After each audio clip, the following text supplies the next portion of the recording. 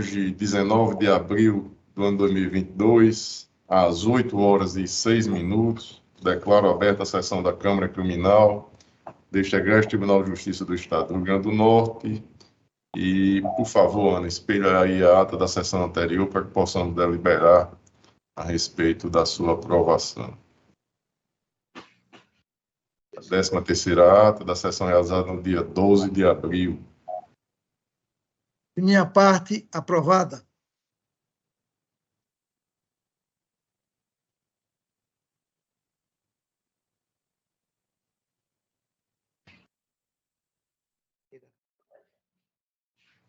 Desembargador Gilson já aprovou, desembargador Saraiva também. Aprovada. Expediente algum, Ana? Não há, excelência. Comunicações, indicações e propostas. Somente agradecer aqui a doutora Daci de Oliveira, que mais uma vez esteve conosco aqui, representando o Ministério Público. Muito obrigado, doutora Daci. Até uma próxima oportunidade, se Deus quiser. Obrigada, excelência. Registro meus agradecimentos. Obrigado. Desembargador Saraiva Sobrinho, comunicações, indicações e propostas. Não tem. Desembargador Gilson Barbosa. Eu tenho, presidente. Hoje, 19 de abril, nós estamos celebrando o início da formação do nosso Exército, o Exército de Caxias. São 374 anos de uma existência alicerçada em valores, tradições, história e serviços prestados, e impregnado de um incansável comprometimento com o Brasil, com a nação brasileira. É como se diz no jargão castrense: Exército Brasileiro, braço forte, mão amiga. Sugiro a Vossa Excelência que oficie ao senhor comandante da brigada, aqui em Natal, dando os nossos cumprimentos e o nosso reconhecimento pelos serviços prestados a esta nação. Eu aprovo. Desembargador Saraiva Sobrinho. Eu gostaria, inclusive, de aderir, se o desembargador Gilson permitiu, me Com somar toda certeza, na assinatura do voto, até porque, com muita honra, eu ainda integro o Exército Brasileiro na qualidade de segundo-tenente da reserva e me honra muito. Toda vez que falo em Exército Brasileiro, eu me encho de brio. É um braço forte da segurança nacional. Então, é o Exército Brasileiro cada vez mais forte, cada vez mais fortificado. Eu agradeço ao desembargador Gilson pela lembrança, os meus cumprimentos, meu agradecimento, e o ofício realmente ao seu comandante. Perfeito, eu também. Vamos fazê-lo em conjunto aí. O Ministério Público se associa, doutora Daci? Me associo, excelência. Então, Ana Cláudia, o expediente aí para que seja direcionado aqui ao comandante aqui Obrigado. da 7ª Região Militar, não é isso? Não. Da brigada. Da 7ª Região Militar em Recife, da brigada. Recife, aqui. Exatamente aqui. 7ª Brigada de Infantaria Motorizada. Perfeito. 16ª, né, Saraiva? 16º é o batalhão. Então, a 7ª Brigada é em Recife, não? Não, a brigada sede é aqui. É. A sede aqui. É. Perfeito. Então, Ana, não há nenhuma outra comunicação, indicação, nem proposta. Somente esta. É a leitura de acordo, presidente. Tem leitura de acordo, desembargador Saraiva? Vossa Excelência tem a palavra. Presidente, a leitura de acordo do desembargo de declaração em apelação criminal de número 0100-691-25-2018, origem comarca de Jardim de Piranhas, embargante Ministério Público, embargado Manuel Cândido, embargador, relator foi o desembargador Gilson, eu sou o redator para o acórdão. Só naquilo que interessa, acórdão desembargador da Câmara Criminal deste Tribunal de Justiça, por maioria de votos, em conhecer e rejeitar o desembargo de declaração. Vencido o relator, o desembargador Gilson Barbosa, que não acolheu o declaratório. Resumidamente, é este o voto. Desembargador Saraiva, eu acredito que o desembargador Gilson acolhia os aclaratórios. Vossa Excelência disse que ele não acolhia? Sim, acolhia, desculpe. Tá certo. Eu aprovo, o desembargador Gilson também aprova. Então, aprovado. Mais alguma leitura de acordo? Não há. Vamos aos julgamentos. O primeiro deles é o número 132, aí da ordem cronológica. É o habeas corpus número 80.1942, distrito 36, ano 2022. Impetrante, doutor Rubens Matias de Souza Filho, Paciente Temístocles Rodrigo Andrade, autoridade coatora, juíza da comarca de Santo Antônio, desembargador Saraiva, é o relator. Está em mesa, desembargador Saraiva? Presidente, não mesa. Não mesa. Não mesa.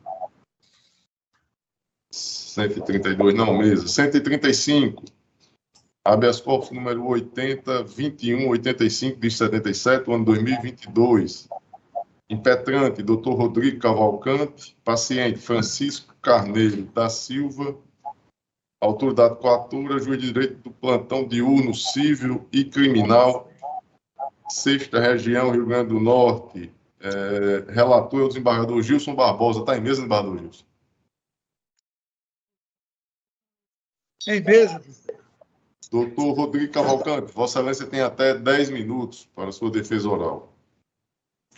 Bom dia, Excelências.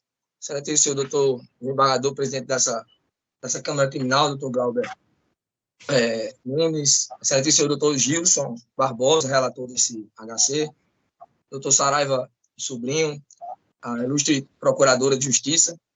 Bem, Excelência, sem maiores delongas, esse habeas corpus, ele diz respeito a um fato acontecido no interior aqui do Rio Grande do Norte, em que o paciente, o senhor Francisco Carneiro, está sendo acusado de ter ido até a casa de sua esposa, da sua ex-esposa, no caso, e que lá teria efetuado ameaças a essa pessoa e danos à propriedade lá na verdade, dela com o pai dela.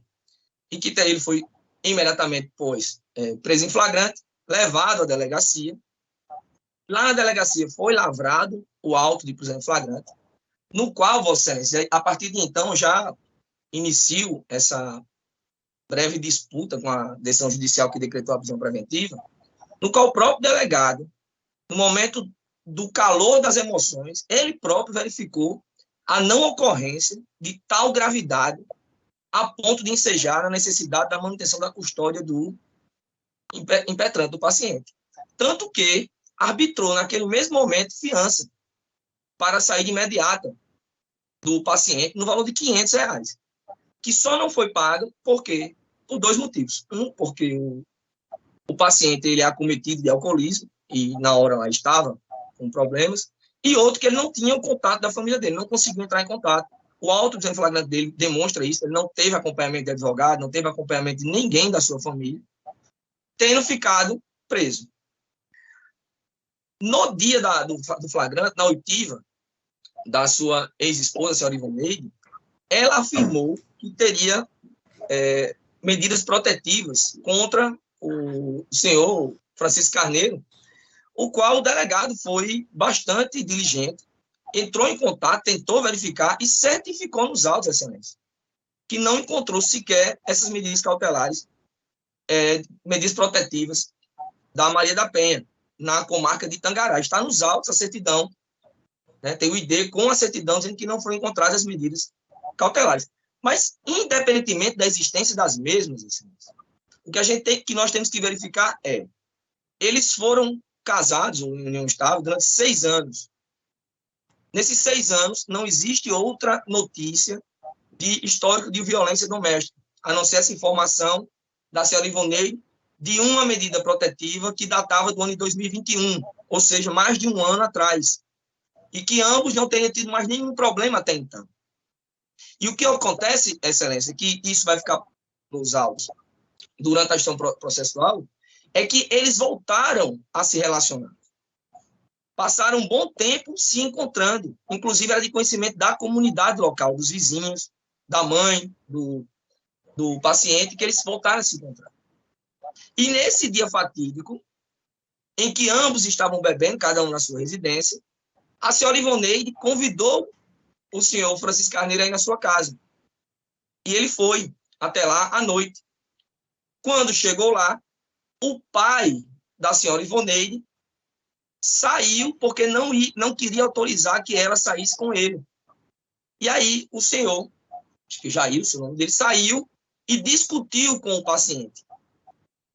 Nessa discussão, houveram palavras e o paciente simplesmente discutiu, jogou uma pedra que bateu no telhado da casa e foi embora. O relato da agressão ao pai da senhora Ivoneide também estará comprovado nos autos que não existiu, que, na verdade, o senhor tentou empurrar o paciente e, nessa disputa, houve um arranhão na mão dele, na verdade. E aí ele foi embora, assim. Por que eu estou dizendo que isso é verdade? E isso vai ficar provado na instrução processual. Se ele quisesse, de fato, excelência, agredir ou ter ido lá para agredir a vítima, ele teria adentrado na casa. Era um senhor de idade que estava lá. Se ele quisesse, de fato, adentrar, agredir, fazer algo com a senhora Ivoneide, ele teria feito. E não o fez. Ele apenas discutiu porque foi maltratado pelo pai dela, que não deixou que ela saísse. E aí, para não discutir com seu pai, ela, na delegacia, veio dizer que ele que tinha ido ao encontro dela. Que seja ou não verdade, desembargador Glauber, a denúncia que consta nos autos já relata que está sendo denunciado por crime de ameaça e descumprimento de medida protetiva. Somando essas duas penas, excelência, se levar em consideração a primariedade do acusado, ele não vai ter uma pena superior a 1 ano. Somadas as penas. E ele já está preso há 30 dias, coisa que não vai acontecer sequer numa sentença penal condenatória. E que nunca lhe foi dada a oportunidade de medidas cautelares diversas da prisão. De tantos outros que encontram-se presos, que não se analisa essa questão necessária à manutenção numa prisão cautelar. A contemporaneidade dos fatos, a própria lei anticrime estabelece que os fatos que sejam prisão preventiva devem ser contemporâneos. A medida protetiva de não se comunicar com ela é de mais de 1 ano. E eles moravam praticamente vizinhos e não tinha tido nenhum tipo de relato de violência entre as partes. Por que exatamente nesse dia aconteceu? Porque ela ligou para ele, chamando para ele lá na casa dela, porque já se encontravam, já tinham reatado esse relacionamento. E nesse dia que foi lá, o pai dela tomou as dores, saiu da residência e começou uma discussão acalorada, em que ele, se quisesse de fato agredi-la, e não era a intenção dele, teria efetuado essa excelência, porque se tratava de um idoso. Tem aí nos autos a idade do senhor. E ele não fez, ele simplesmente se chateou, estava de fato embriagado, porque ele tem problemas com alcoolismo. Infelizmente, a família, por ser um agricultor, por ser uma pessoa rude, né, não tem um tratamento adequado, não tem pessoas que o tratem da maneira adequada, não consegui comprovar documentalmente. Contudo, é de se aviltrar, excelência, a prisão preventiva está sendo pior, inclusive, do que uma antecipação de pena. Pior do que uma antecipação de pena. Então, eu venho impugnar, Vossa Excelências, que verifiquem essa situação de que ele não foi lá para agredir-la, não houve agressão, o crime que está em análise seria supostamente um descumprimento de medida protetiva e ameaça. Crimes esses que a pena máxima não culminam mais que 2 anos, e se levar em consideração a primariedade, vai dar menos de 1 ano de prisão. Aí, devido ao alívio da pena, não haveria substituição, seria um regime aberto. Uma medida cautelar, inclusive de prisão domiciliar, ou até mesmo de monitoramento eletrônico, assim, seria muito mais eficiente para verificar esse não contato, esse distanciamento necessário, do que propriamente a prisão, em que ele está aqui em Ceará-Mirim, no presídio, distante da família, sem visita, na triagem e passando problemas de saúde devido ao seu problema com álcool.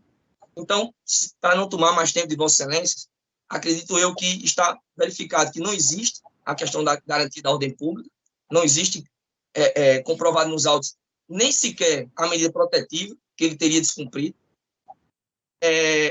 Está comprovado que se ele de fato quisesse agredir a senhora Ivoneide, ele teria agredido, ele teria adentrado, não tinha ninguém na rua. Ele não resistiu à prisão. Na hora que a polícia chegou, acompanhou ele até a prisão, ele foi. Tanto que o delegado, vendo a situação, arbitrou fiança. Portanto, existem outras medidas, excelências, com certeza, suficientes para garantir essa não violência, dessa não reincidência, que são suficientes para reprimenda, muito mais até do que uma pena criminal que venha a ser aplicada posteriormente. Esse é meu requerimento, excelência. Relator, desembargador Gilson Barbosa, como vota, Vossa Excelência? Presidente, eu tenho uma preliminar de não conhecimento parcial do recurso, que peço o parecer verbal do Ministério Público. Excelência, essa... conhecimento, como opina o Ministério Público? É só o recurso para tirar, porque é HC, né? É não conhecimento do HC. E eu concordo com a supressão de instância. Tá bom. A ordem eu conheço parcialmente e nessa parte denego-a. Deixo de ler integralmente, porque já forneci aos senhores com antecedência. Desembargador Saraiva Sobrinho. Gente, eu tive acesso aos autos, tive acesso à proposta de voto do eminente desembargador relator e realmente muito bem articulada a matéria, e só que eu acompanho Sua Excelência. Também, proclamo o resultado. Será julgada a unanimidade nos termos do voto do relator. Abraço. Excelência, doutor Glauber, só para a supressão de instância seria porque já houve a denúncia, né? Relator, desembargador Gilson. Só para esclarecer. Eu vou ler a emenda. Constitucional e processual penal, habeas corpus, suposta prática dos crimes de injúria e ameaça no contexto de violência doméstica e descumprimento de medida protetiva de urgência, preliminar de não conhecimento parcial do recurso suscitada por mim, quanto à pretensa conversão de prisão preventiva em domiciliar ou internação. Acolhimento, supressão de instância, consonância com o parecer. Foi isso. Proclamado o resultado, vamos Obrigado. Em continuidade, número 76, na ordem cronológica, é o apelo criminal número 10.6893, dígito 19, ano 2019. A origem, 7ª Vara Criminal da Comarca de Natal, apelante João Paulo Oliveira Lima, o advogado doutor Flaviano da Gama Fernandes, apelado do Ministério Público, relatoria própria, o revisor, desembargador Gilson Barbosa, processo em mesa, doutor Flaviano, está na sala? Sim, Excelência, estou na sala. Excelência, doutor Flaviano tem até 15 minutos para sua defesa oral. Bom dia. Bom dia, desembargador Glauber, presidente desta Câmara e relator desta apelação criminal. Cumprimento também o desembargador Saraiva Sobrinho, o desembargador Gilson Moura, doutora Daci, representante do Ministério Público, nossos cordiais cumprimentos. Trata-se aqui de uma apelação, desembargadores, que eu fiz alguns apontamentos buscando expor alguns destaques que eu entendo com extrema relevância para que haja uma readequação dos fatos em si apurados junto ao juízo da 7ª Vara Criminal. Pois bem, o apelante ele foi condenado a uma pena de 7 anos e 1 mês de reclusão pelo suposto crime de tentativa de extorsão. Ou seja, uma tentativa de extorsão uma tentativa com a pena de um assalto, né? Um pena que não tivesse havido uma violência grave, ameaça com armas e tudo mais, pena até desproporcional ao fato narrado em si. Qual foi o fato? O fato é que o apelante teria, junto com uma segunda pessoa identificada e localizada, porém não denunciada, ido até o gerente do Banco do Brasil e com ele teria exigido que ele tirasse uma restrição do bloqueio de uma conta da avó do apelante, que já falecida, aonde esta conta teria uma certa importância em dinheiro. Como a senhora já estava falecida, com a retirada do bloqueio da conta, da restrição de falecimento, o acusado, o apelante, poderia entrar e sacar o dinheiro que ele tinha a senha da conta da avó falecida. Esse é o cerne da questão. Porém, segundo o gerente do Banco do Brasil, ele teria sido constrangido, né, compelido a fazer tal ato, porém não fez. Na instrução processual, o tipo penal, o elemento do tipo penal, que seria a grave ameaça, que poderia justificar a extorsão, porque a extorsão seria essa, de você ou tira a restrição de falecimento, ou eu vou lhe matar, ou eu vou fazer algo com você de forma velada, né? Uma grave ameaça, não qualquer ameaça. Então, o núcleo do tipo é esse. E dessa forma, a defesa entende que não houve comprovação em absolutamente nada dessa grave ameaça.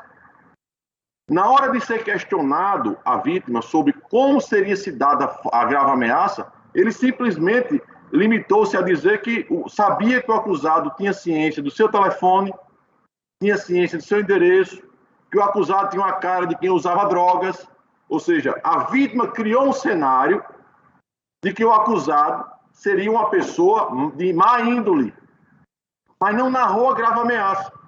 E quando se fala, e quando se insistiu muito para que ele dissesse a grave ameaça, ele gritou, não, é porque ele disse que algo de mal poderia acontecer comigo.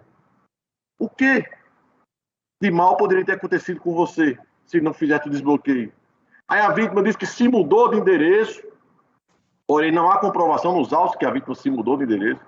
Mudou de endereço, mudou de telefone, porém não mudou de emprego. Se o acusado tivesse alguma coisa, estaria indo no emprego dele. Ou seja, a vítima criou uma situação, não comprovou a grave ameaça, na verdade nem narrou qual seria a grave ameaça, para caracterizar o crime de extorsão.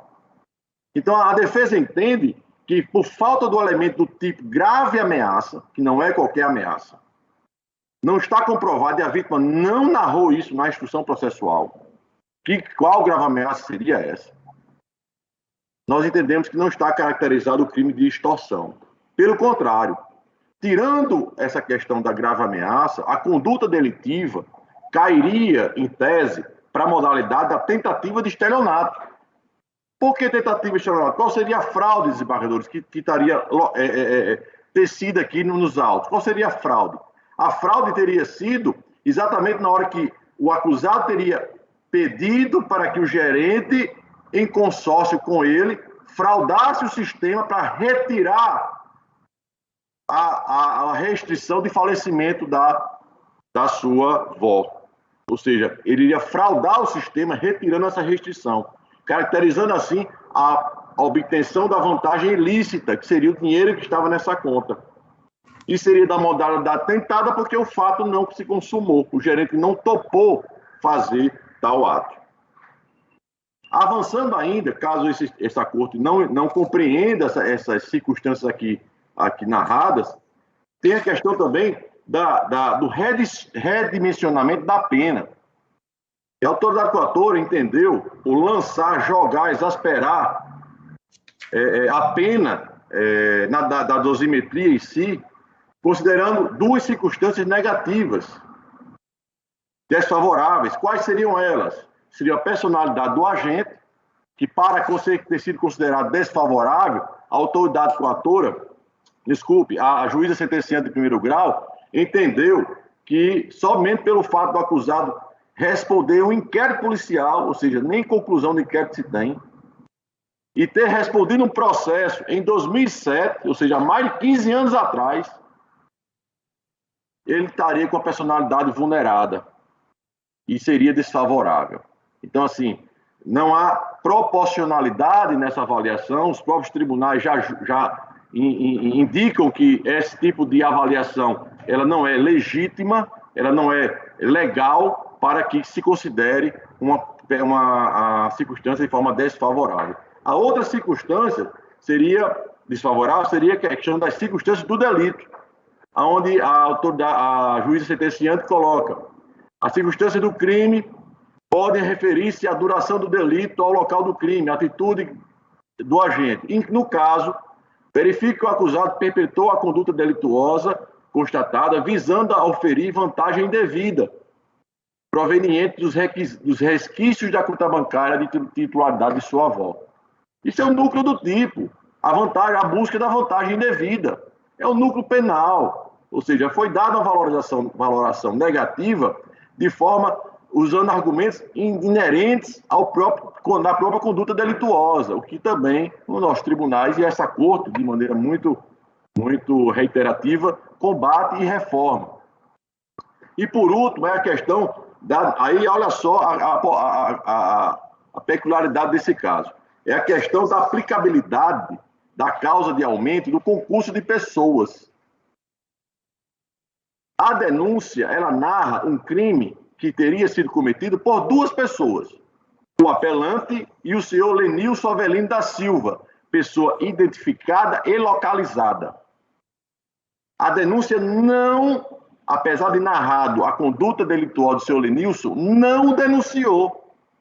A denúncia não pode, o Ministério Público não pode, a doutora Darcy sabe muito bem disso e tem experiência nesse sentido, não pode escolher quem denuncia e quem não denuncia.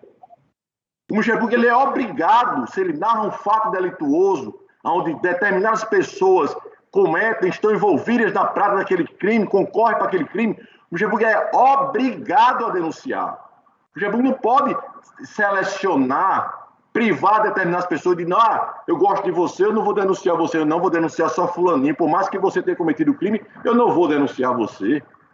O Ministério Público não denunciou Lenilson. E Lenilson está identificado e localizado nos autos. Não há nem justificativa pela não denúncia do seu Lenilson. E o seu Lenilson seria a pessoa que teria concorrido para o crime. E está explícito isso na narrativa, na denúncia. Como é que pode? E no final ainda aplica o concurso de pessoas de uma pessoa não denunciada, excluída do processo.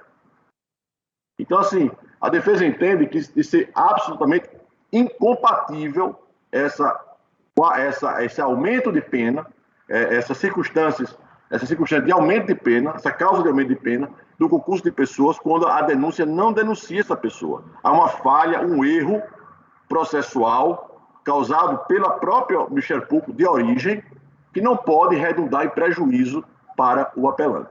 Então, desta forma, Excelência, a defesa finaliza querendo provimento da apelação de forma sequencial, seja desclassificando o crime de extorsão para estelionato tentado, seja redimensionando a pena, também posta de forma desproporcional e exacerbada pelo juiz de origem. Neste tempo, pedimos deferimento. Obrigado, senhor.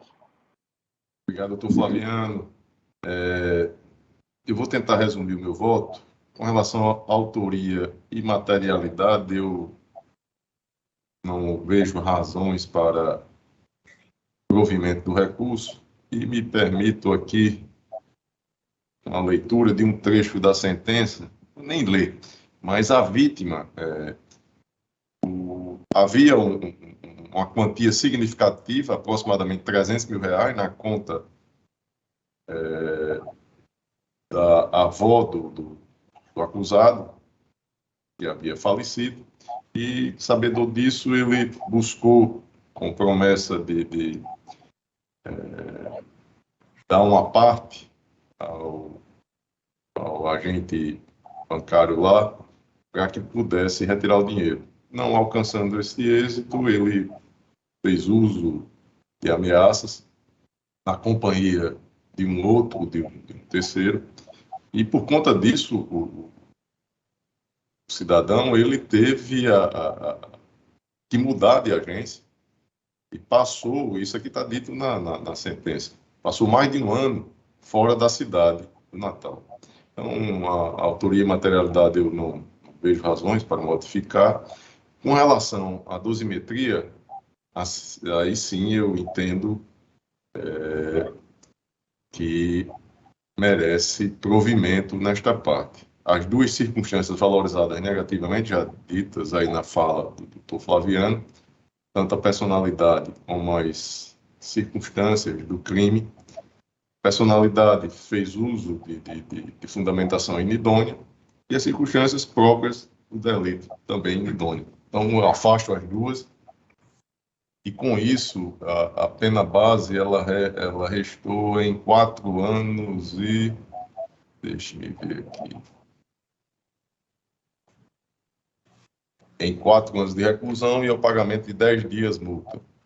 Segunda fase, não há atenuante nem agravante. Na terceira, eu também nego o provimento, o apelo neste ponto, por entender pertinente aqui a causa de aumento, e é ampliada em 1/3 a sentença, com a pena que resta em definitiva em 5 anos e 4 meses de reclusão e ao pagamento de 13 dias multa, mantido aí o regime semiaberto. É o meu voto em harmonia com a primeira Procuradoria de Justiça. Revisor, desembargador Gilson Barbosa, como vota, Sua Excelência? Acompanho, presidente, Vossa Excelência. Desembargador Salário Sobrinho. Vamos cumprimentar o doutor Flaviano, também me ativo a voto, mesmo enquanto vogal, e acompanho a ponderação feita na proposta de Vossa Excelência. Proclamo o resultado do processo julgado à unanimidade e nos termos do voto do relator. Doutor Flaviano, um abraço forte, saúde e até uma próxima, se Deus quiser. Obrigado. Bom dia a todos. Na sequência, o de número 67, apelo criminal número 10, 3804, dígito 67, ano 2020, apelante Gedean Zacarias de Souza, o advogado doutor Estênio Alves da Silva, apelado ao Ministério Público, eu sou o relator, desembargador Gilson, é o revisor. Doutor Estênio, processo em mesa, Vossa Excelência tem até 15 minutos, sua defesa oral. Obrigado, Excelência, obrigado, presidente. Bom dia a todos, bom dia ao presidente desta Câmara, doutor Glauber Rego, aos demais desembargadores, doutor Francisco Saraiva, doutor Gilson Barbosa, a eminente representante do Ministério Público Estadual, doutora Darcy de Oliveira, aos demais colegas aqui presentes nessa sessão virtual. Excelência, o caso de hoje trata-se de uma situação advinda da primeira vara criminal da comarca de Mossoró, em que o ora apelante foi condenado a uma pena de 18 anos de prisão. E, nas razões da apelação, a defesa vem se insurgir e pugnar nada mais, Excelência, do que pela aplicabilidade da lei. Por que pela aplicabilidade da lei, doutores? Vejam bem, a decisão que condenou o ora apelante tomou por base única e exclusivamente um depoimento que sequer foi prestado em delegacia. Esse depoimento foi prestado no fundo, numa residência, no fundo de um quintal, certo? Em que o policial teria filmado o cidadão e ele teria dito que o ora apelante estaria no momento do crime. Essa situação, por si só, causou uma condenação e uma pena de 18 anos de prisão em regime inicial fechado. Veja só, Excelência, é contrária, uma decisão contrária à prova dos autos, isso é óbvio, é contrário o que a lei preconiza, e aí eu falo do artigo 155, Código do Processo Penal, e por todas essas razões, a defesa entende que a decisão, embora seja do júri, mas uma decisão totalmente contrária à prova dos autos. A defesa, Excelência, sequer teve oportunidade de formular uma pergunta a essa dita testemunha. Soma-se ainda o fato, Excelências, de todas as pessoas comprovadamente envolvidas no crime, e quando eu digo comprovadamente, são pessoas que já passaram por um outro julgamento e foram condenadas. Essas pessoas foram uníssimas em dizer, não, o Gedean, que ora é apelante, não praticou o crime. O próprio pai da vítima, em juízo, disse, eu não tenho conhecimento que o Gedean tenha praticado o crime. Não há ninguém, não há nenhuma situação, não há nenhuma circunstância que faça com que seja mantida uma decisão que, com base em um depoimento prestado no fundo de uma residência. Eu repito, o cerceamento de defesa aí, inclusive, doutor Glauber, resta claro. A defesa não pode formular qualquer pergunta a essa testemunha. Essa testemunha não veio para o processo. O Ministério Público não arrolou ela nem na audiência de instrução, nem para plenário. Não há qualquer evidência de envolvimento. E quando eu falo evidência, eu estou dizendo em fato comprovado de que o ora apelante tenha concorrido de qualquer forma para o crime. Muito por contrário. Desde o primeiro momento processual, desde a primeira oportunidade, o apelante vem dizendo, eu não pratiquei, eu não estava lá. Todas as outras pessoas envolvidas no caso são uníssimas em dizer, ele não estava lá. O próprio Ministério Público Estadual, no momento das contrarrazões colacionadas aos autos, asseverou de forma clara que o depoimento foi um depoimento extrajudicial. O único depoimento capaz, o único depoimento que fundamentou a decisão do jurado foi um depoimento extrajudicial. A ilegalidade aqui é patente, excelências. Desembargador Saraiva Sobrinho, é palpável. A gente consegue analisar de forma clara que essa decisão do jurado foi contrária à prova dos autos. Eu repito, nenhuma das pessoas envolvidas disseram que o Gedeon praticou o crime.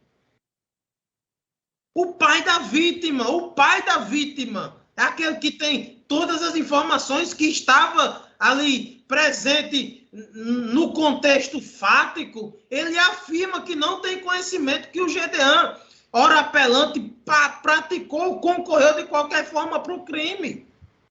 E uma condenação nesses termos afronta o artigo 155 do Código de Processo Penal, afronta toda a legislação processual penal, todo o entendimento jurisprudencial.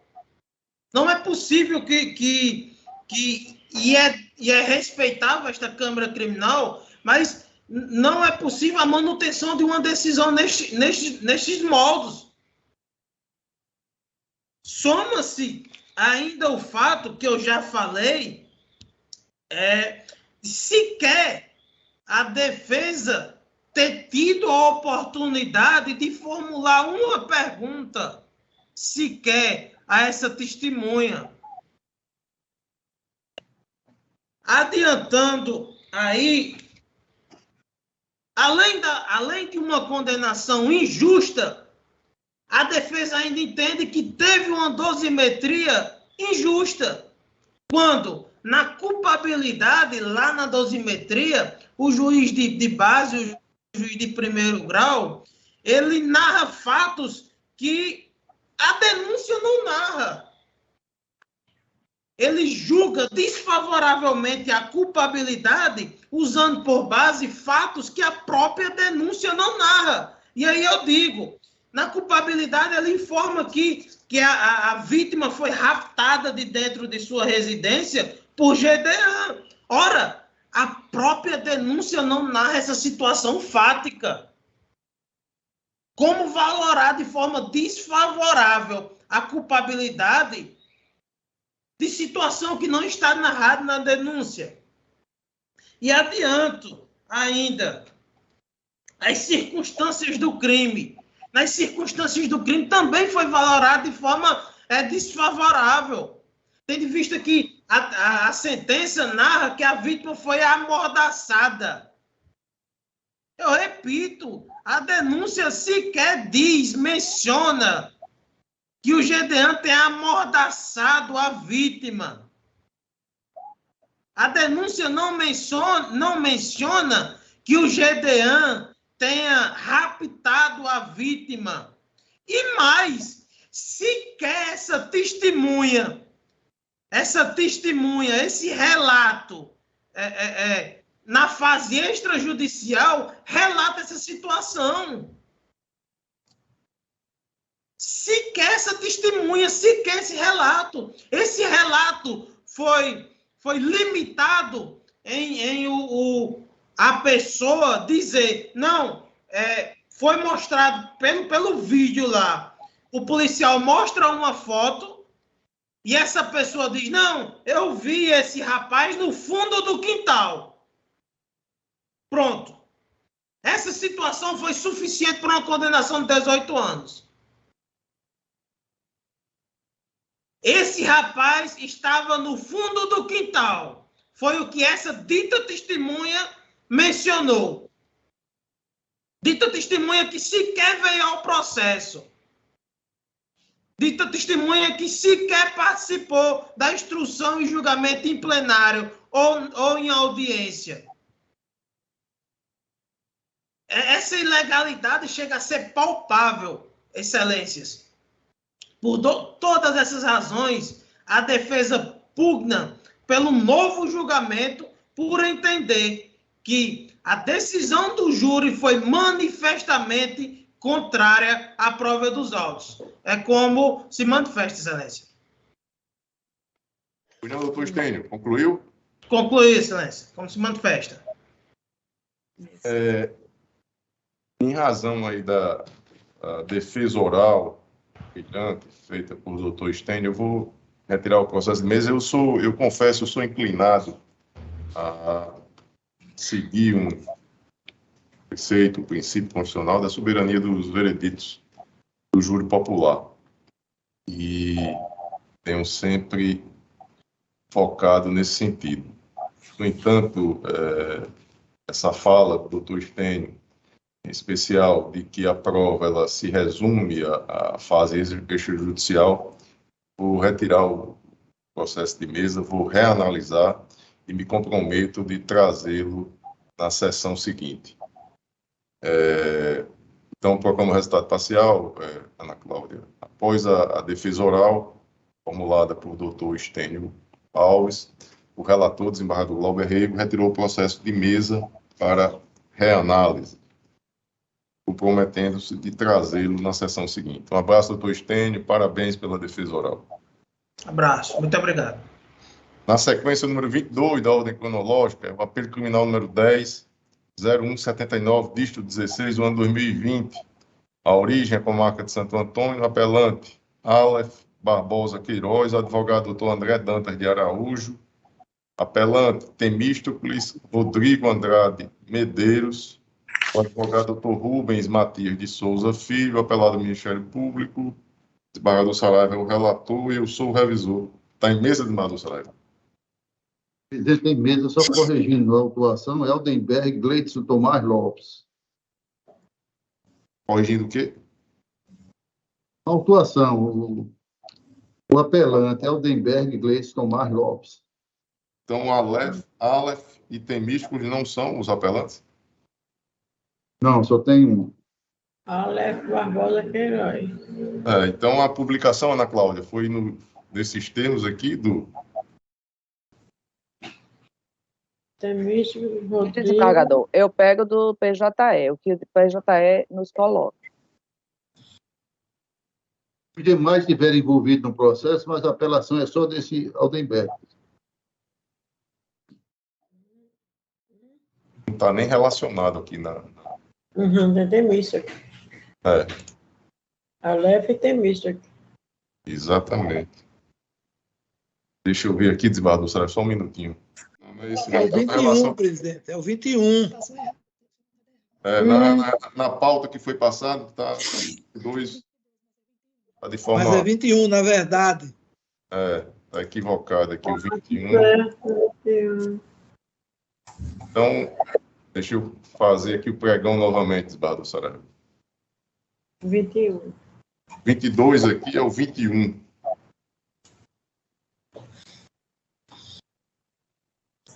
Perfeito, correção agora está perfeito. E doutor Rubens é o advogado do Temístocles, não é isso, o apelante? Isso, excelência. Então, o pregão feito corretamente, apenas a ordem cronológica aí é o 21. Está em mesa, desembargador Saraiva, o processo? Mesa, presidente, em mesa. Em mesa, doutor Rubens, Vossa Excelência tem até 15 minutos para a sua defesa oral. Obrigado, Excelência. Excelentíssimo presidente da Colegiada Câmara Criminal, desembargador Glauber Rego, eminente relator, desembargador Saraiva Sobrinho, eminente desembargador Gilson Barbosa, ilustríssima procuradora de Justiça, aos advogados e servidores que acompanham a sessão da Câmara Criminal, os meus sinceros cumprimentos. Excelência, trata-se de uma apelação criminal que tem como apelante o senhor Temístocles Rodrigo Andrade Medeiros, que, conforme narra a petição acusatória, o apelante, em comunhão com desígnios com o senhor Aleph Barbosa, supostamente, era responsável pela produção, comercialização, tem depósito, substâncias de anabolizantes para indivíduos diversos. consta ainda, Excelência, na denúncia, que no dia 8 de março de 2019, o senhor Aleph teria recebido um pedido de encomenda do senhor Lucas de Almeida, que ele é residente do estado de Sergipe, de anabolizantes, e seria a função do apelante, supostamente, o despacho dessas mercadorias. Ocorre que, no dia 19 de março de 2020, essa correspondência foi apreendida nos Correios da cidade de Natal. Os funcionários que trabalhavam suspeitaram de que haveria alguma substância ilícita dentro dessa correspondência, acionaram a polícia e fizeram a devassa dessa correspondência, e foi encontrado as substâncias, dentro dela o propionato de testosterona, que é o anabolizante, conforme a perícia do ITEP. Foi tido toda uma instrução processual, e, findo essa instrução processual, conforme as provas acareadas aos autos, o apelante foi sentenciado por uma pena de 22 anos, 1 mês de reclusão, a ser cumprido em regime inicialmente fechado. Excelência, a primeira preliminar a ser discutida aqui trata-se da nulidade da prova devido à violação de correspondência sem autorização judicial. Em relação à violação de correspondência, conforme o parecer da douta Procuradoria-Geral de Justiça, houve sim a violação da correspondência sem autorização judicial, inclusive em contrário ao recurso extraordinário de número 111.6949, que fixou a seguinte tese: sem autorização judicial ou fora das hipóteses legais, é ilícita a prova mediante abertura de carta, telegrama, pacote ou meio análogo.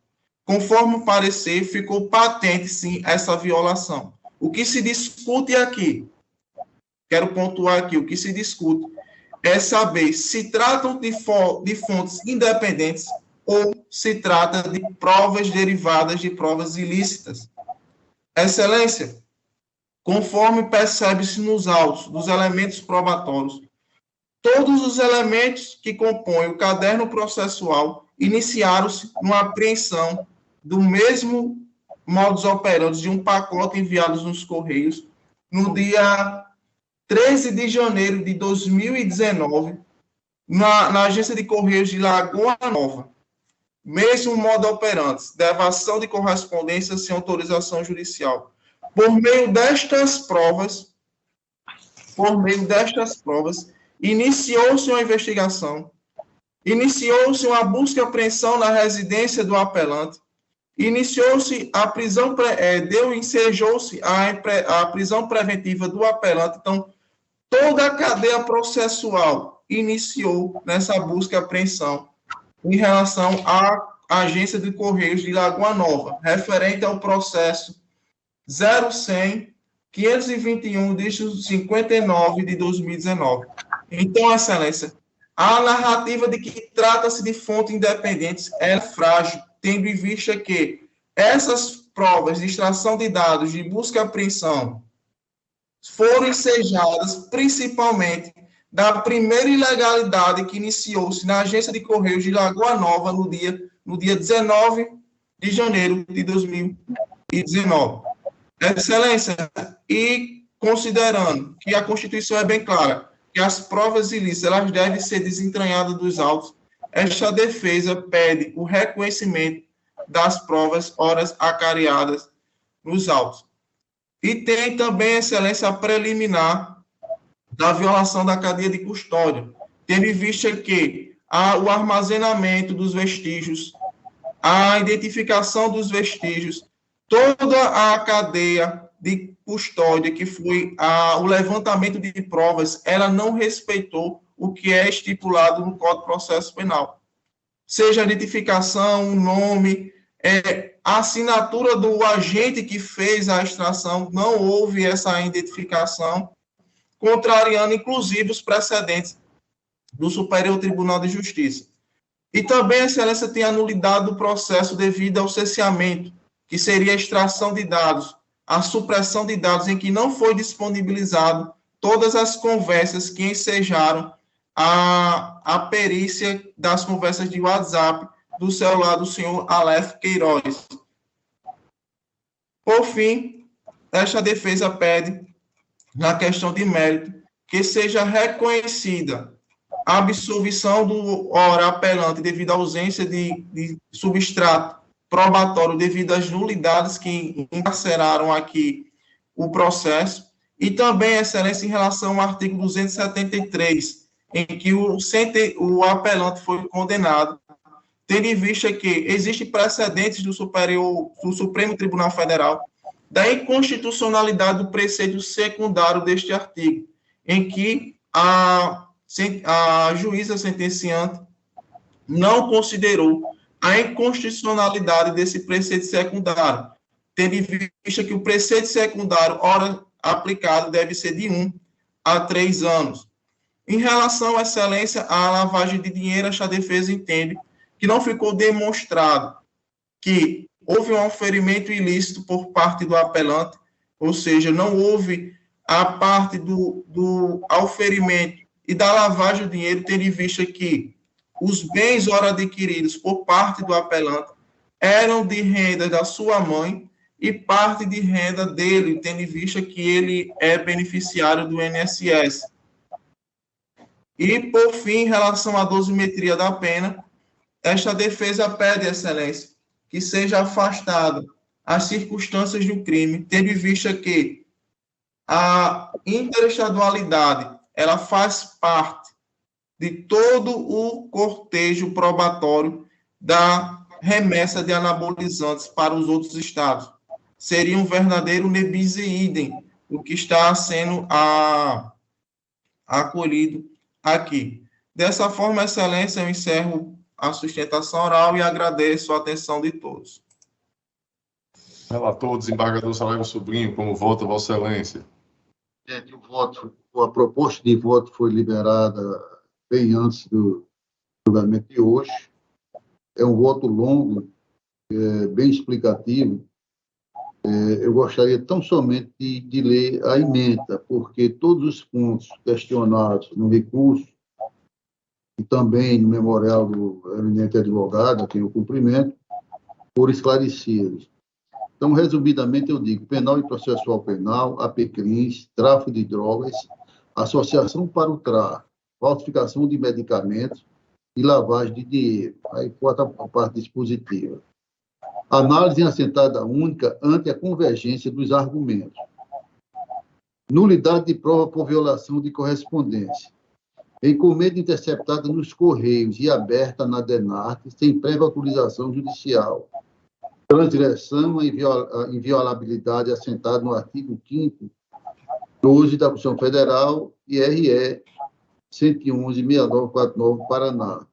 Mácula reconhecida. Todavia, o desentranhamento restrito, existência de outros elementos probatórios independentes, autônomos e, sobretudo, lícitos, inaplicabilidade da teoria dos frutos da árvore envenenada, continuidade da persecução penal, acolhimento em termos. Alegativa de inépcia da denúncia e suspeição da magistrada da cor, peça acusatória em perfeita correlação com o artigo 41 do CPP, parcialidade fulcrada em mera conjectura e de forma extemporânea, teses imprósperas. Arguição de cerceamento de defesa, desnecessidade de disponibilização integral dos dados extraídos do celular, entre parênteses, conversações pelo WhatsApp. Retórica não abordada pela defesa durante a fase de instrução. Ausência de prejuízo ao contraditório e ampla defesa. Pecha inocorrente. Pleito absolutório desclassificatório do tráfico de drogas e associação para o tráfico. Condutas circunscritas à comercialização e fabrico de anabolizantes. Princípio da especialidade, prevalência do tipo penal incerto no artigo 273, parágrafo 1º e parágrafo 1º B 1 e 3 do Código Penal. Impossibilidade de concurso material com os artigos 33 e 35 da Lei 11.34306, sob pena de se incorrer em bis in idem. Absolvição, neste particular, impositiva. Falsificação de medicamentos, artigos tais, que eu gostaria de não ler. Busca em imóvel legalmente autorizada, resultando da apreensão de derivados de testosterona,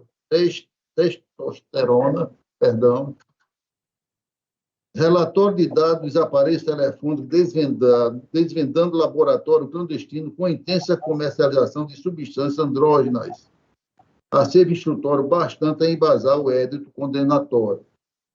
Aduzida inconstitucionalidade do preceito secundário do artigo 273 do Código Penal, excesso punitivo reconhecido tão só no alusivo ao inciso 1º do parágrafo 1º-B do artigo 273 do CP, tema 1003 STF.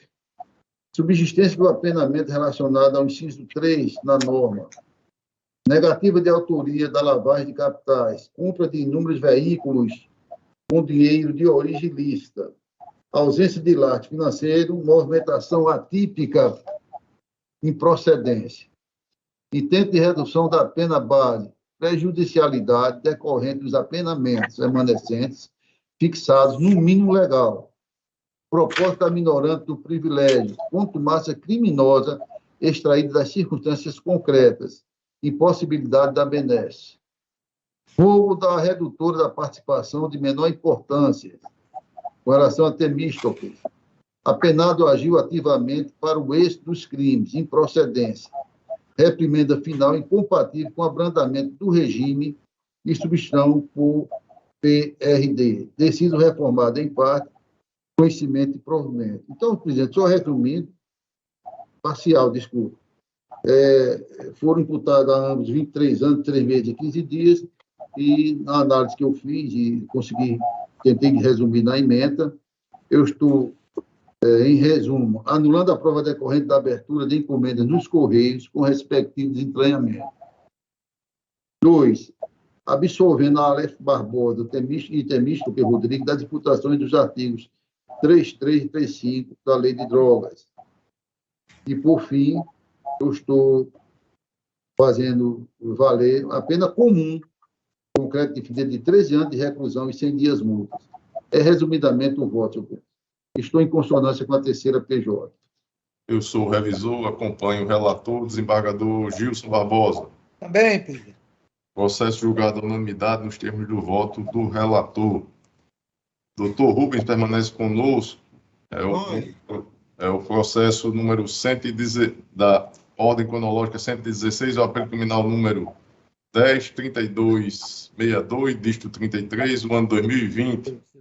A origem, vara única da comarca de Areias, o apelante Tiago Câmara Martins, o advogado doutor Rubens Matias de Souza Filho, apelante Valdenir Dias de Melo, o advogado doutor Alan de Freitas Cardoso Lucena, apelante Cifrônio de Oliveira Maris Filho, apelado do Ministério Público, desembargador Gilson é o relator, desembargador Saraiva, o revisor. Está em mesa, desembargador Gilson? Presidente, está em mesa e eu estou...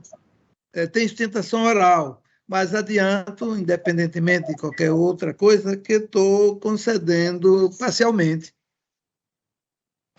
Doutor Rubens.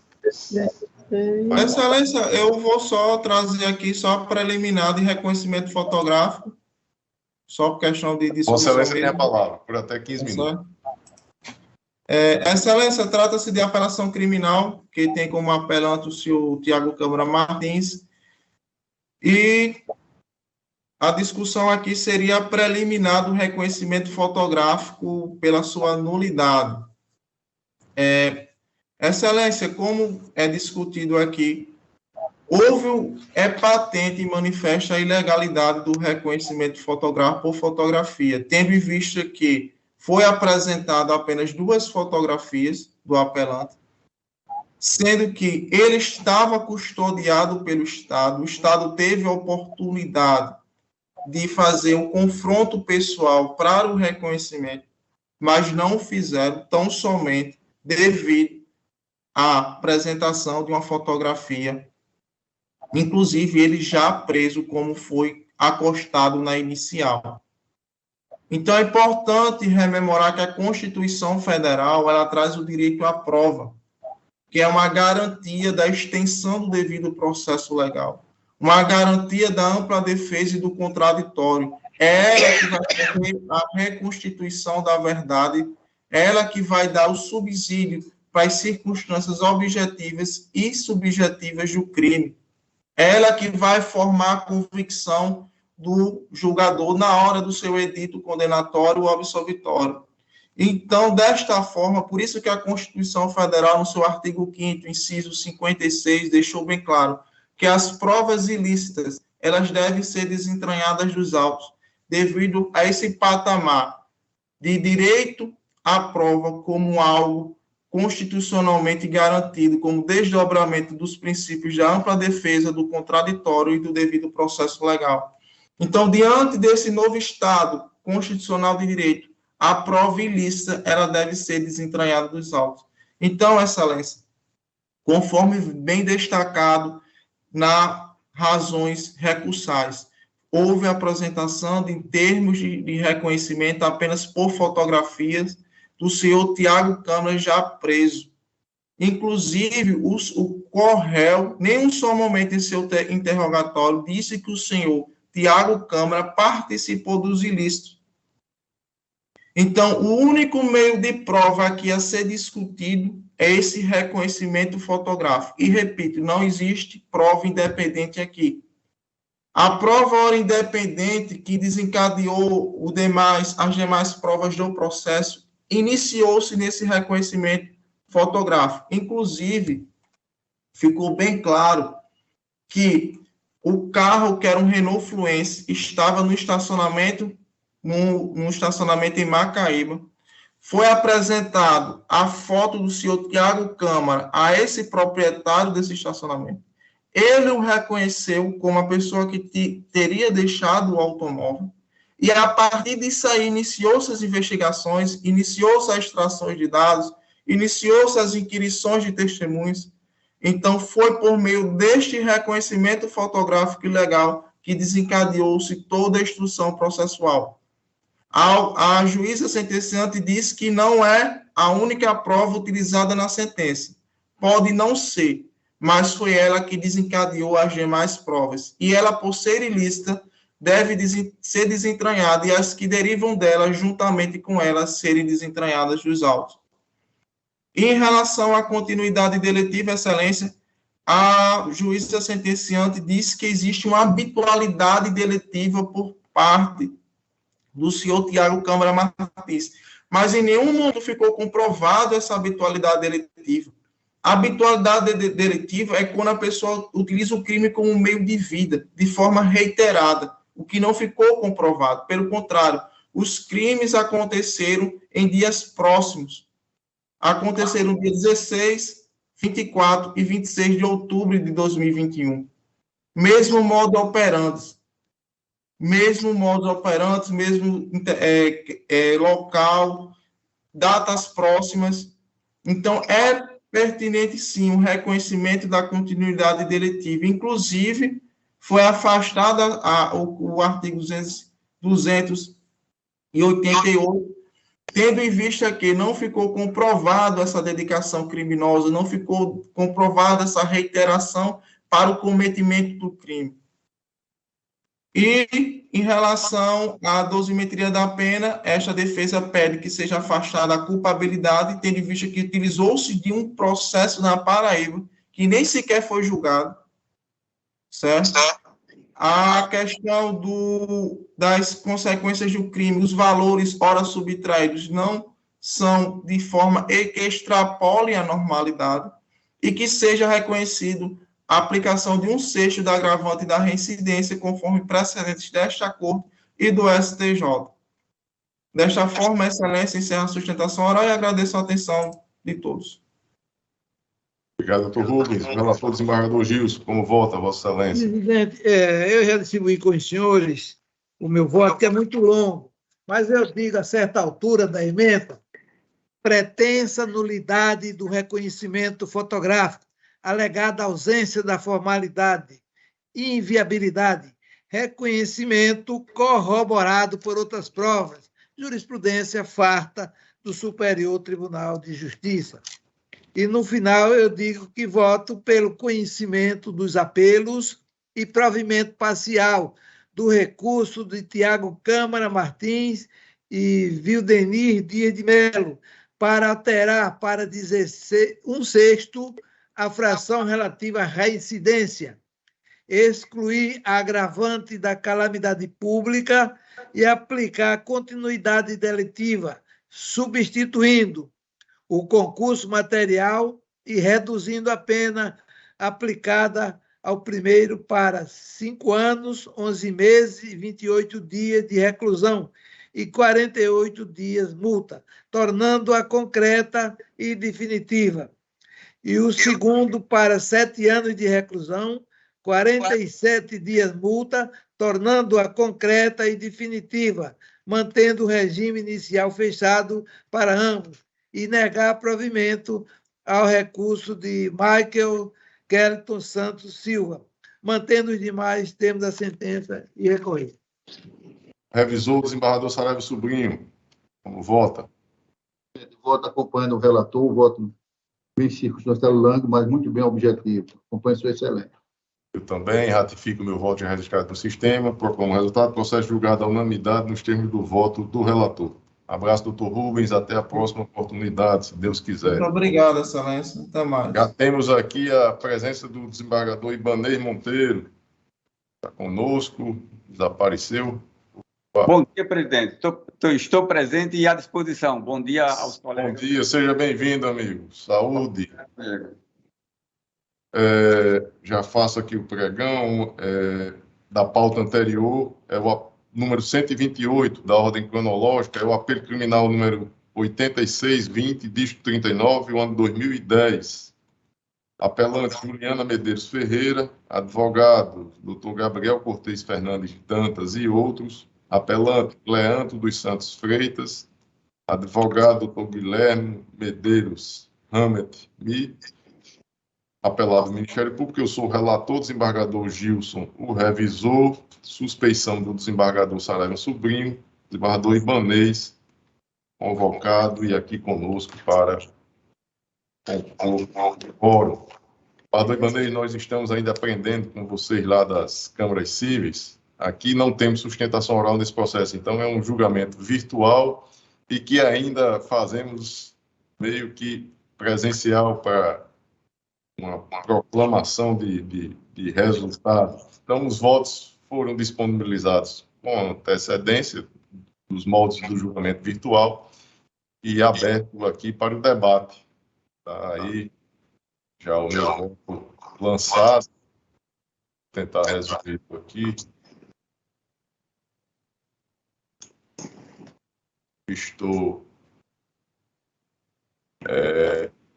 em consonância parcial com a primeira Procuradoria de Justiça, conhecendo de ambos os apelos, desprovendo o recurso de Cleanto dos Santos Freitas e provendo o recurso de Juliana Medeiros Ferreira, reformando a sentença tão somente para declarar a extinção da punibilidade de Juliana pela ocorrência da prescrição punitiva, conforme o artigo 107, inciso 4, 109, inciso 3, 110, parágrafo 1º e 115, todos do Código Penal, restando inalterada a sentença nos demais termos. Então, meu voto, e fico aberto aqui para o debate. Desembargador Gilson é o revisor. Acompanho integralmente o voto de Vossa Excelência. Desembargador Ibanez Monteiro. Presidente, eu vim com disposição para debater, porque é uma oportunidade que eu tenho de estar na Câmara Criminal e discutir com Vossa Excelência e aprender um bocado de coisas que eu não sei, que Vossa Excelência e os demais integrantes da Câmara sabem muito melhor que eu. Mas aí, Vossa Excelência não me deu essa oportunidade, porque eu concordo com o voto de Vossa Excelência. Aí não vou poder debater aqui, mas ficará para outro julgamento, oportunamente, quando Vossa Excelência me autorizar a debater. Está desde já aqui convocado de onde nunca deveria ter saído, viu, desembargador Ibanez? Sua presença aqui, o quarto membro da Câmara Criminal faz falta. Temos que recompor o desembargador Saraiva, o desembargador Gilson ainda não, mas a gente tem que trazer mais um aqui para a Câmara Criminal, dividir conosco essa aflição aqui de julgar a matéria criminal aqui na Câmara. Oportunamente faremos isso, desembargador presidente. Proclamo o resultado do processo julgado à unanimidade nos termos do voto do relator. Desembargador Ibanez, um abraço forte, saúde, amigo. Obrigado, amigo. Um abraço a todos. A doutora Darcy, que eu estou vendo ali, não estamos mais nas bancadas, doutora Darcy, mas um abraço. Desembargador Saraiva, prazer vê-lo. Desembargador Gilson, presidente, um abraço, amigo. Ana Cláudia, prazer enorme vê-la. Um abraço. Abraço, amigo. Saúde. Saúde. Número 113, apelo criminal número 10.2261, dígito 12, ano 2018. A origem, juiz de direito da terceira vara da comarca de Macaíba, apelante apelado Erickson Pereira do Nascimento, advogado doutor Anesiano Ramos de Oliveira, apelante apelado do Ministério Público, desembargador Gilson é o relator, desembargador Saraiva revisor. Ministério Público, que é apelante, tem interesse na defesa oral?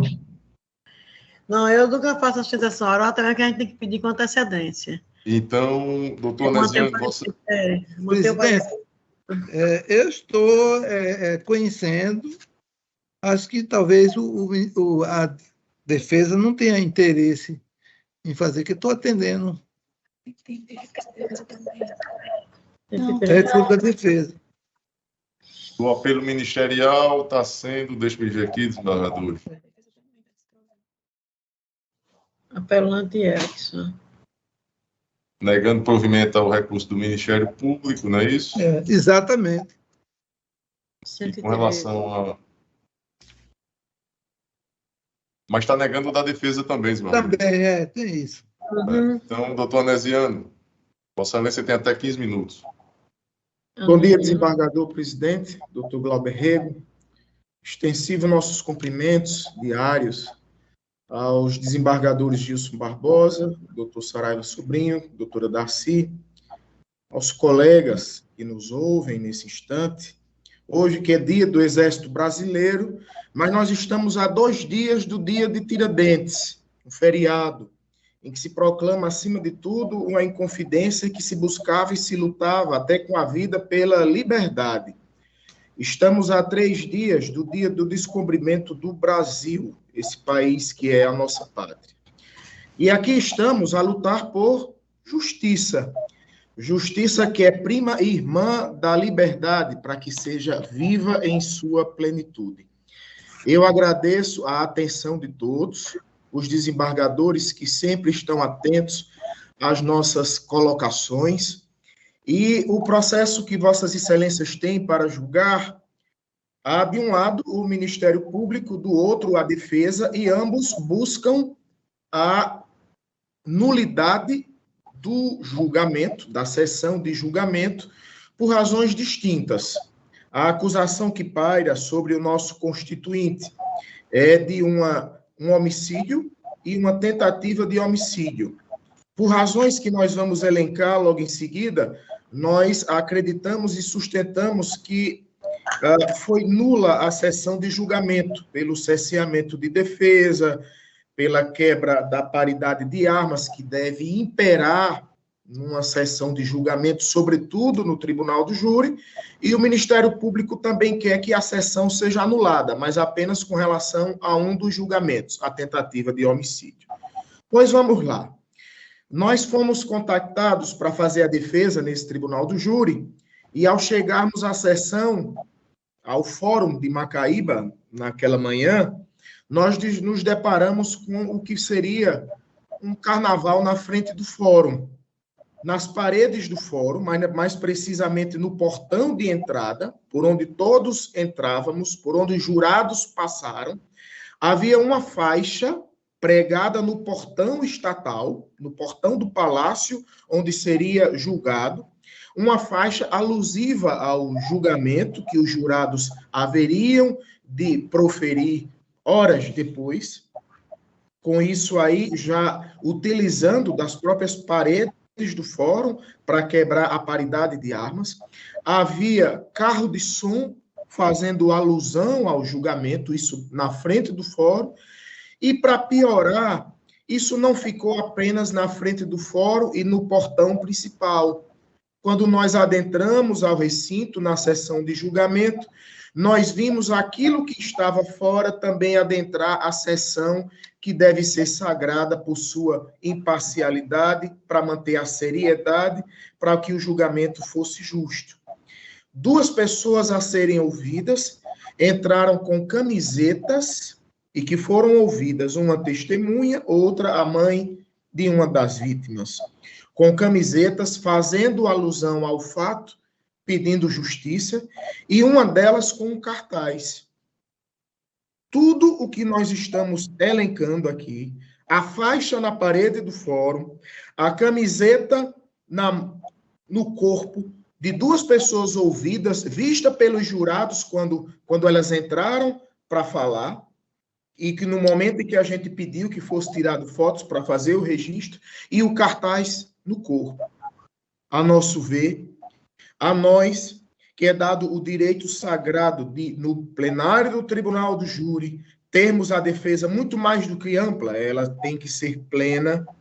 A paridade de armas do julgamento popular tem que ser democraticamente garantida. Nós, enquanto defesa, nos vimos em desvantagem, com grande prejuízo a invocar, manter na convicção íntima dos jurados já um prejuízo para a defesa. Tudo isso está registrado, essa quebra de paridade de armas, na ata do julgamento, que vossas excelências podem bem ver, inclusive com fotografias do que nós estamos elencando. Ora, excelências, esse julgamento está nulo. Não só pela parede do fórum, pelo portão do fórum, onde tinha um cartaz privado, onde a balança da justiça pendia para um só lado, mas também porque não foi impedido, apesar dos apelos da defesa, que essa parcialidade, que esse prejuízo também adentrasse a sessão de julgamento. E esse precedente que aconteceu em Macaíba não deve ser fechado os olhos sob penas de, no Fórum de Natal, onde a gente mais vê júri no estado do Rio Grande do Norte, nós começarmos a ver um carnaval na frente do fórum e o portão ser usado, suas paredes, como manifestação pró uma das partes. Mas não é só isso. Isso é o que nós alegamos de nulidade por cerceamento de defesa, nulidade posterior à pronúncia. Nós temos situações outras. A prova, a decisão, o veredito que saiu dos jurados, ela é contrária à prova dos autos. Nós temos pessoas que foram ouvidas, testemunhas que foram ouvidas na instrução plenária, e aqui eu destaco os nomes das testemunhas Carlos Jorge da Silva, Anaílza Maria Dark, Priscila Luana Rosa, pessoas que afirmaram que o nosso constituinte atirou sim quando estava em cima de uma moto, em direção a um local de onde ele já foi vigilante, naquela região desabitada ali, um sítio próximo à cidade de Macaíba, houve um estampado de tiro e aí revidou atirando contra o local onde estavam pessoas. As pessoas afirmaram que ele atirou após ouvir o estampado de tiro que teria sido dado em direção a eles. Então, estaríamos diante de uma legítima defesa ou, no máximo, de uma imperícia, tendo em vista atirar sem mirar, tendo atingido pessoas que ele não gostaria de ter atingido ou não saberia quem fosse. Mas a nossa irresignação com o resultado deste júri não fica somente na nulidade pelo posterior à pronúncia, por essa quebra, utilizando até as paredes do fórum, utilizando até a sessão plenária interna, não só por esse veredito onde manifestamente contrária à prova dos autos, ele vai além. Nós estamos diante de penas exasperadas por demais. Um homicídio qualificado para uma pessoa primária de bons antecedentes, reconhecido pelo próprio juiz na sentença, onde as circunstâncias do artigo 59, em sua maioria, são completamente favoráveis ao acusado, o juiz arbitra para um dos delitos a pena de 18 anos de prisão. A pena base dele foi 18 anos de prisão para o homicídio qualificado com uma qualificadora. Não há como aceitar. Quando a gente vai adentrar e procurar na sentença o que poderia ter levado o juiz, em que é que ele se baseou para dar a pena tão alta, de quase uma pena de morte, tendo em vista ser qualificado, a progressão demorar-se mais em 40% e tudo mais, o juiz utilizou, vejamos, o acusado não tem maus antecedentes, não há nada de negativo na sua conduta social, a personalidade dele não é voltada para o crime, ou seja, os motivos do fato não foram esclarecidos. O fato é que um rapaz que tinha sido vigilante noturno de uma empresa, próxima a esse local, estava participando de uma festa, e quando ele vai de um canto a outro, na garupa de uma moto, escuta um tiro.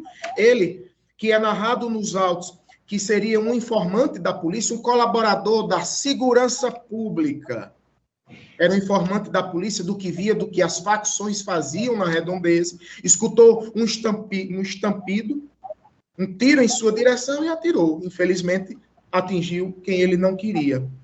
Agiu com imperícia. Mas o magistrado aplica para uma pessoa dessa 18 anos de prisão para o crime de homicídio qualificado numa qualificadora. Quando a gente vai atrás do artigo 59, na sentença, o magistrado não encontra razões para embasar uma pena tão alta, acaba colocando na sentença as circunstâncias, as situações do artigo 59 muito mais favoráveis ao acusado do que prejudiciais, o que nós não concordamos e não compreendemos uma pena tão alta. Mas vai além, Excelência. Além desse delito do homicídio qualificado, há também uma tentativa de homicídio, onde o mesmo magistrado aplicou uma pena base de 8 anos de prisão, um homicídio simples, tentativa de homicídio simples. A pena base, que vai de 6 a 20 anos, ele aplicou 8 anos.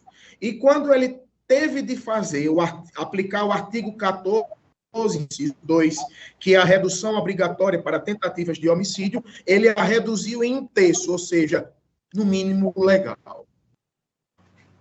Embora tenha aplicado o concurso formal, nós não temos como concordar nessa fase da nossa resignação em 3 situações. As penas bases aplicadas aos 2 delitos, uma de 18 anos, outra em 8 anos. Uma de 18, quando poderia ser entre 12 e 30. Outra de 8 anos, quando deveria ser entre 6 e 20. Por que não se aproximar do mínimo legal? Ao invés de 18 anos, ser 12, 13. Por que ser 18? Se procura nos autos, se procura no processo, em cada página, e não se encontra aquilo que o magistrado entendeu para ser algo tão exasperado. Nós nos resignamos, Excelência, com essa quantidade de pena base muito acima do mínimo legal, que deveria ser muito mais do que explicado, deveria ser justificado e fundamentado situação a situação. O que não existe nessa sentença é só Vossas Excelências lançarem seus olhares sobre o que ela diz, sobre o que nela consta. Mas também pela redução aplicada pela obrigatoriedade do artigo 14, inciso 2 da tentativa, onde o magistrado poderia ter reduzido a metade, onde ele, infelizmente, reduziu em 1/3. Eu concluo para não me tornar mais repetitivo e mais cansativo nessa manhã de terça-feira, requerendo a vossas excelências que apliquem o que é certo, o que é justo. Se não anularem esse julgamento pela nulidade posterior à pronúncia, se não anularem essa decisão, mandando a um novo julgamento o nosso constituinte, jovem, primário, trabalhador, pai de família, por ser uma decisão contrária à prova dos autos, é medida que salta aos olhos e que se impõe, não tendo como ser diferente a redução dessas penas bases, que repito mais uma vez em nossa conclusão e em nosso encerramento, tiradas por demais, quando deveria se aplicar no mínimo legal, salvo justificativa e bem fundamentação, o que a gente não vê na sentença do magistrado. Encerrando, eu já encerrei, eu repito, Evaristo da Costa Filho, que aos juízes que não podem ler, que não é dado conhecer e examinar os corações e a mente dos seus julgados, mas apenas e tão somente ler, saber o que os seus olhos veem, não é dada a prerrogativa, de conhecer a verdade total, os juízes humanos. Porque esta, de conhecer a verdade total, somente aquele juiz que um dia haverá de julgar todos nós. E ele é divino. Muito obrigado e saudações aos senhores. Obrigado, doutor Anesiano. Relator, desembargador Gilson Barbosa, como vota? Presidente, eu distribuí previamente o meu voto e no final eu digo recursos conhecidos e desprovidos. Permita-me não entrar em detalhe, porque Vossa Excelência já sabe melhor do que eu. Revisor, desembargador Saraiva Sobrinho. Doutor advogado, eu também, enquanto revisor, analisei com muito critério e mantenho a posição do eminente relator. Doutor Anesiano, estava fazendo falta aqui na Câmara Criminal. Estava há um tempo sem nos visitar. Muito obrigado, bom revê-lo, se me permite, e a Advocacia Criminal ouve com alegria a ideia do 4º desembargador nesta Câmara Criminal. Que bom. Doutor Anesiano, eu já adiantei, eu tenho uma posição que é conhecida de preservar sempre que possível o veredito popular. E no caso concreto, eu não vejo razões para que seja ele anulado e encaminhado a um novo julgamento. Por estas razões, na qualidade de vogal, eu acompanho o relator, proclamo o resultado, processo julgado à unanimidade nos termos do voto do relator. Abraço, doutor Anesiano, até uma próxima oportunidade. Eu tenho aqui anotado o número 93. As anotações aqui não tem mais nenhum pedido de sustentação oral, a não ser aquele do 115 que vai para a sessão reservada. Tem algum outro pedido de sustentação oral, Ana Cláudia, que não tenha sido feito aí o pregão? Não, senhor. Não há, então vamos para a preferência. O número 93, agravo em execução penal número 801569, dígito 05, ano 2022. Agravante, Alain Vitor Duarte dos Santos, advogado doutor Isaac de Oliveira Duarte, agravado do Ministério Público, o desembargador Gilson é o relator. Está em mesa, desembargador? Está em mesa, sim, presidente. Como vota, Vossa Excelência? Tem preferência. Eu distribuí com os senhores e, no final, digo recurso conhecido e desprovido. Desembargador Saraiva Sobrinho. Desembargador Saraiva acompanha uma pretensão de reforma da decisão que indeferiu o cômputo em dobro do prazo de privação em liberdade, possibilidade de eficácia interpartes da resolução editada pela Corte Interamericana de Direitos Humanos, insalubridade não comprovada, recurso conhecido e desprovido. Essa matéria tem sido trazida aqui e já consolidado o posicionamento no sentido de negar provimento aos agravos. Eu acompanho o relator, desembargador Gilson Barbosa, proclamo o resultado, agravo, processo julgado à unanimidade nos termos do voto do relator. Vamos à pauta anterior, número 127, apelo criminal número 233, dígito 58, ano 2012. Apelante MSDL, defensora pública doutora Ana Flávia Guzmão de Freitas Viana, apelado ao Ministério Público, eu sou o relator, desembargador Gilson, o revisor, e estou anotado que, em 12 de abril do ano 2022, após o voto do relator, conhecendo e negando provimento ao recurso, pediu vista dos autos do desembargador Saraiva Sobrinho, declarou aguardar o voto vista do desembargador Gilson Barbosa. Desembargador Saraiva, Vossa Excelência tem a palavra.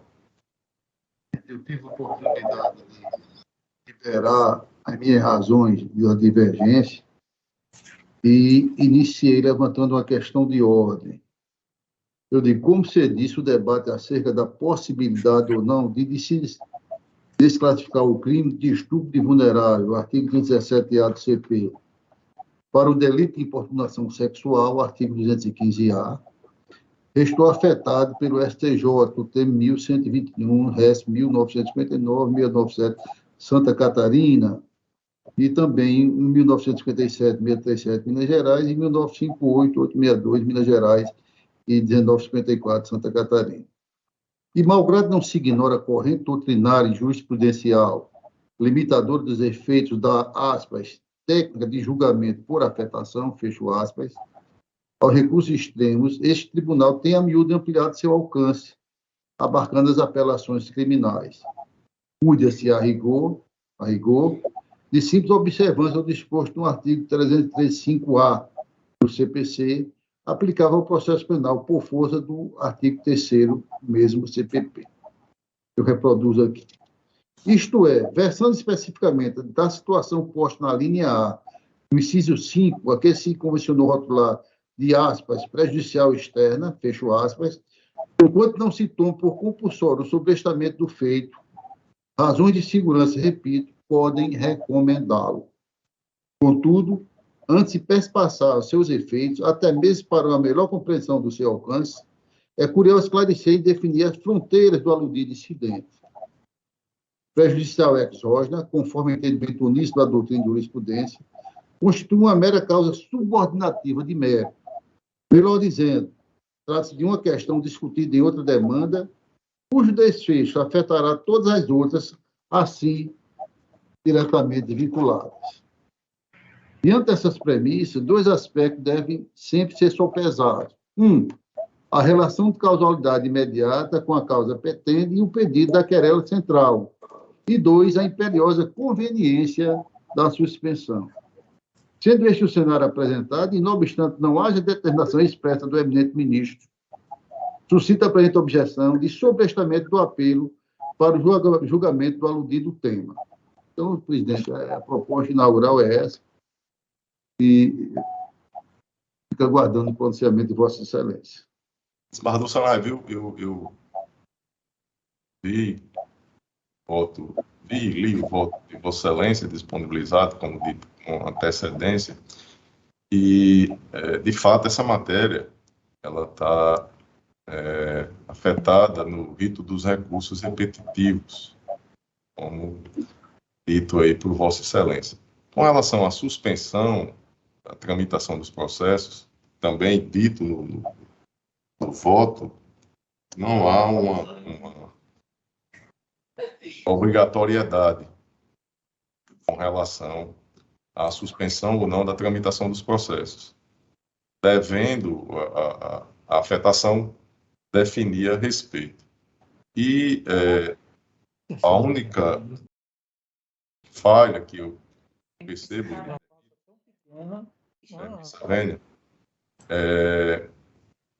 que Vossa Excelência disse não haver a definição do julgamento de afetação da suspensão da tramitação dos processos. E lá é dito que estará suspensa a tramitação de processos com recurso especial e ou agravo em recurso especial interposto. Ou seja, nós estamos aqui julgando um apelo criminal. E a afetação ela é específica em assegurar a suspensão da tramitação somente do recurso especial e do agravo em recurso especial. E vou além. A afetação é do ano de 16 de novembro do ano 2021. Agora, em 2022, o STJ, na sexta turma, em 29 de março do ano 2022, julgou a matéria em um agravo regimental em recurso, agravo regimental em habeas corpus, no habeas corpus 70.1949, origem Santa Catarina. Ou seja, eu, pedindo vênia a Vossa Excelência, eu não acolho a questão de ordem, eu não vejo razões para a suspensão da tramitação do processo. Desembargador Gilson Barbosa. As mesmas razões, o senhor relator. Desembargador, questão de ordem rejeitada por maioria, vencido o desembargador suscitante, o desembargador Saraiva Sobrinho. Com relação ao voto de Vossa Excelência, desembargador Saraiva, o mérito. No mérito, eu também conheço do recurso, e do mais peço vênia ao relator para provê-lo parcialmente. Presidente, eu saio todo descrevendo toda a ocorrência fática, a prova testemunhal colhida, pediria vênia para não reproduzir. E já finalizando, eu digo o seguinte: partindo dessa premissa, porquanto censurável a postura do recorrente, sua execução se acha desprovida de consciência bastante a traduzir o tipo do artigo 217-A do Código Penal. Dessa lei, afigura-se imprescindível, na forma do artigo 383 do Código de Processo Penal, a desclassificação do viés imputatório inicial para o artigo 61 da Lei das Contravenções Penais. Estar, dissentindo do relator, proveja em parte o apelo para desclassificar o delito de estupro e vulnerar para a contravenção penal de importunação ofensiva e perturbação da tranquilidade, como disse o artigo 61.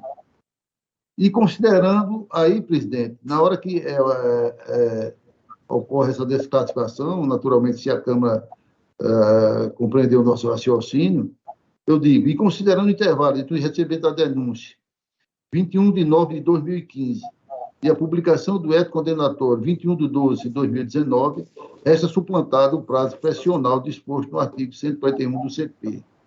Por conseguinte, eu declaro extinta a punibilidade de Magno Silva de Lima em virtude da pressão retroativa com fulcro no artigo 107.4 do Código Penal. É o voto, a proposta de voto.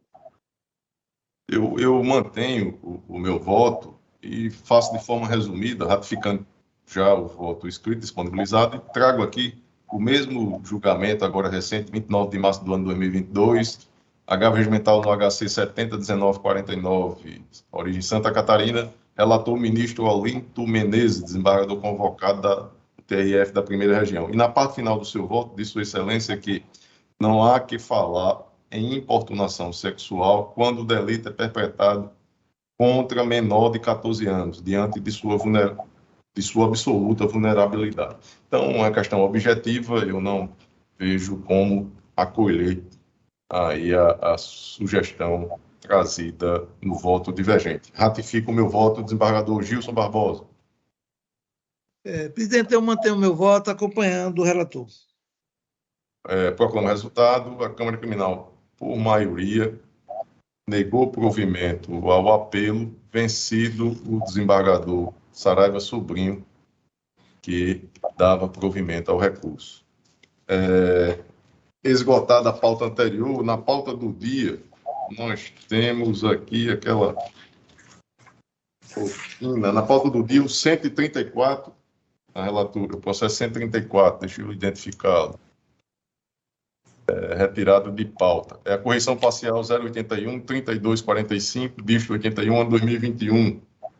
Retirado de pauta. Na relatoria do desembargador Saraiva Sobrinho, algum destaque, desembargador Saraiva? Não, presidente. Processo na relatoria, julgamento virtual, na relatoria de Vossa Excelência. Não, nenhum destaque não. As propostas de voto já foram feitas e apresentadas a Vossas Excelências. Eu ratifico os meus votos, também registrados no sistema, desembargador Gilson. Tenho 3 pedidos de Não, ratifico os votos, ratifico Ratifica, então, no Ministério Público, alguma observação, algum destaque, doutora Daci? Não, excelência, nenhum destaque.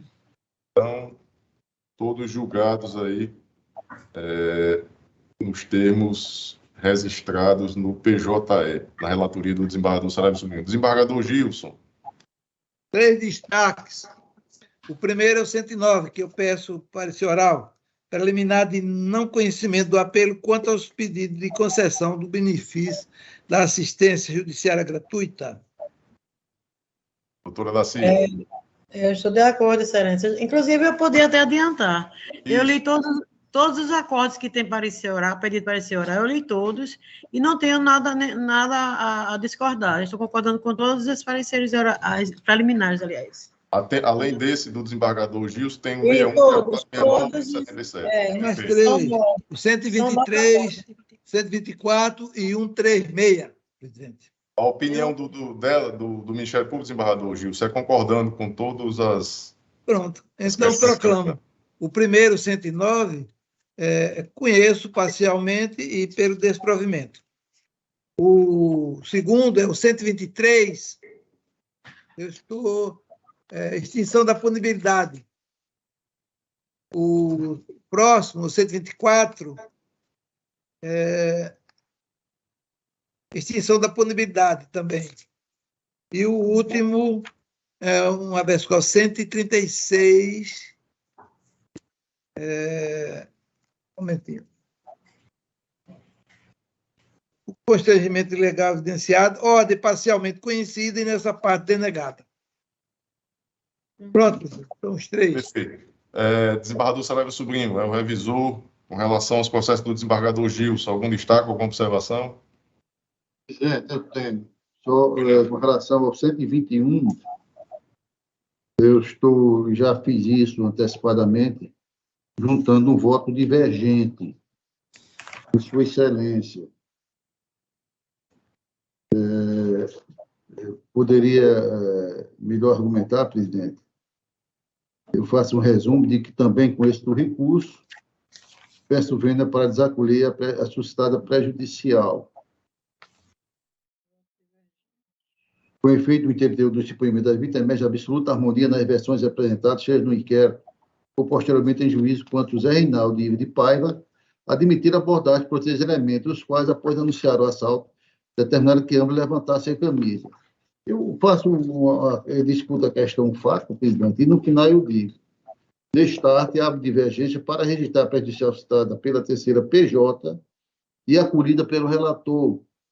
A terceira PJ levanta essa prejudicial no sentido de desclassificar a imputação e dar torcido para homicídio.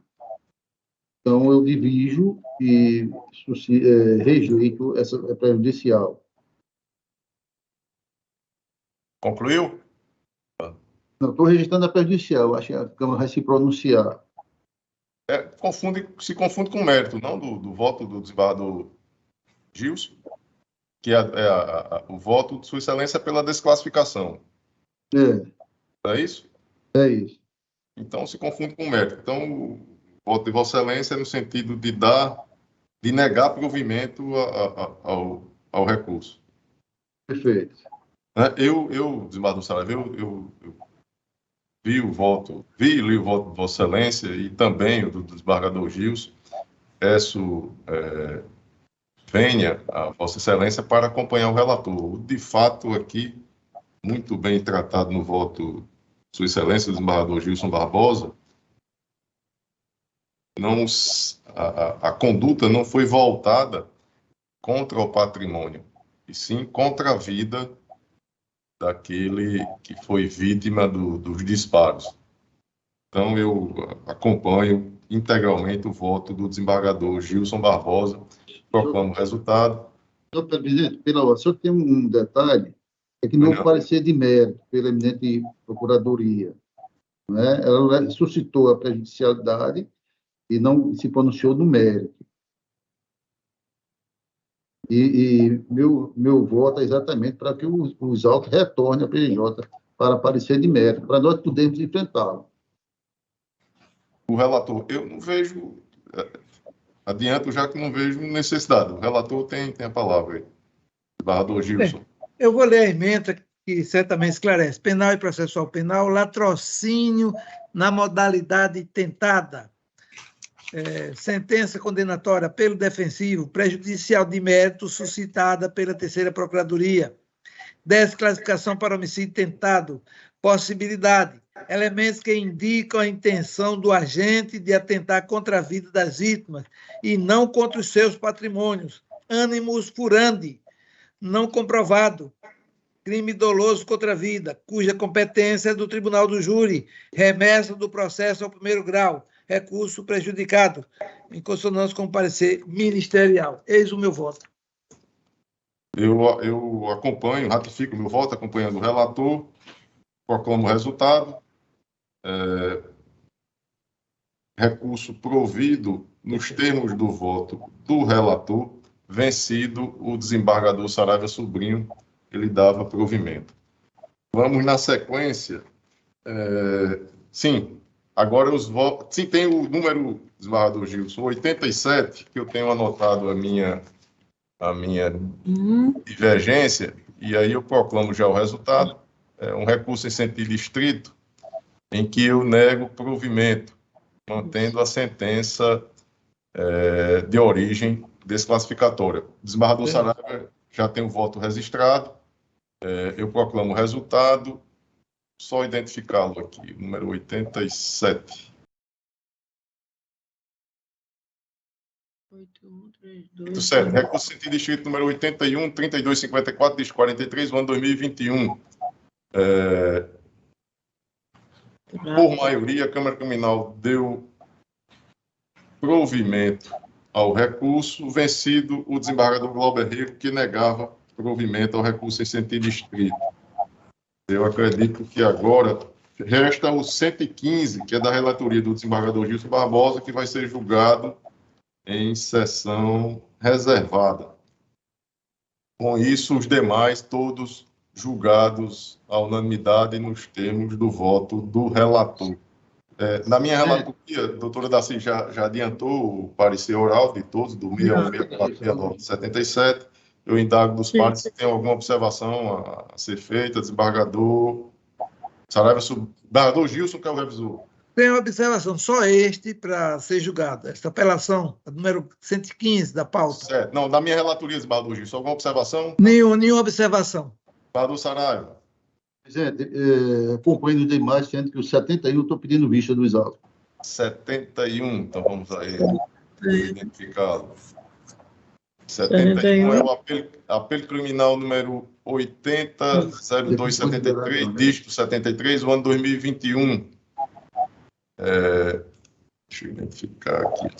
A origem, vara única da comarca de Marcelino Vieira, apelante JT da S, advogado doutor Alano Fabrício Vidal Padre, apelado do Ministério Público, eu sou o relator, desembargador Gilson, revisor. Meu voto... Eu nego provimento ao recurso. Após o voto do relator, conhecendo e negando provimento ao recurso, pediu vista dos autos do desembargador Saraiva Sobrinho. Desembargador Gilson, aguarda o voto vista. Desembargador Gilson disse aguardar o voto vista. Então, nos demais, desembargador Saraiva acompanha, não é isso?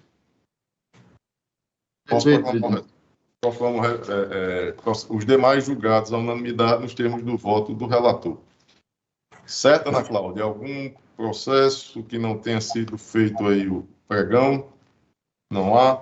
Vamos ao de número 115, em sessão reservada, Ana Cláudia. Retomamos aqui.